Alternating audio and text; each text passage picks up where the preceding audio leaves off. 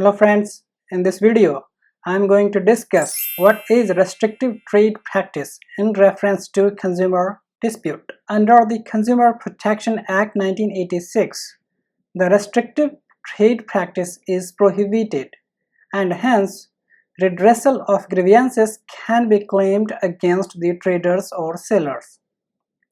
However, now the big question is, what is restrictive trade practice?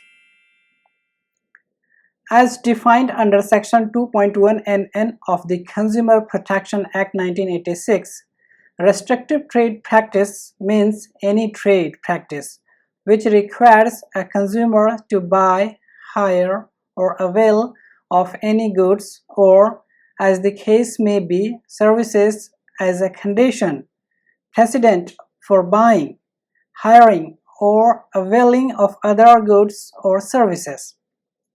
Here, the expression restrictive trade practice means any trade practice which is designed to manipulate the price of goods or services or their conditions of delivery of a flow of supplies. Next, substantial delay beyond the delivery date agreed to by a trader or manufacturer or service provider in supply of such goods or in providing the services with the intention to increase the price.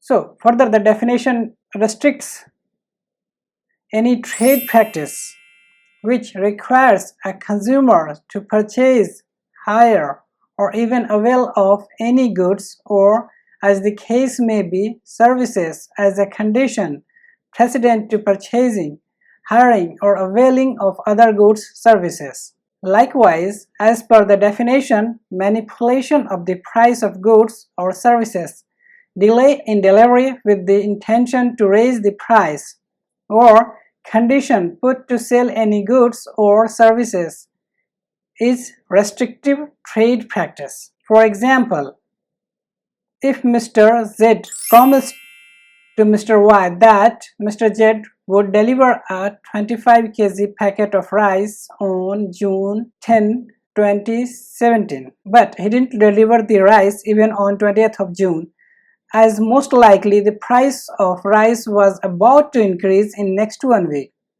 This is the case of restrictive trade practice. Likewise, if sale or purchase of a product or service is made conditional on the sale or purchase of one more other products and services, it is also an example of restrictive trade practice, such as Mr. A, who is a trader of the electronic goods, put a condition to a buyer, Mr. D, that if you want to buy a laptop, then you also need to buy a cell phone. Only then you can buy the laptop. It is a restrictive trade practice as the buyer doesn't have the free choice. On the other hand, if the trader offered a scheme, that is, the price of a laptop is 25,000 rupees and the price of cell phone is 8,000 rupees. Here total is 33,000, but if a buyer will buy both the products, then he needs to pay only 30,000 rupees.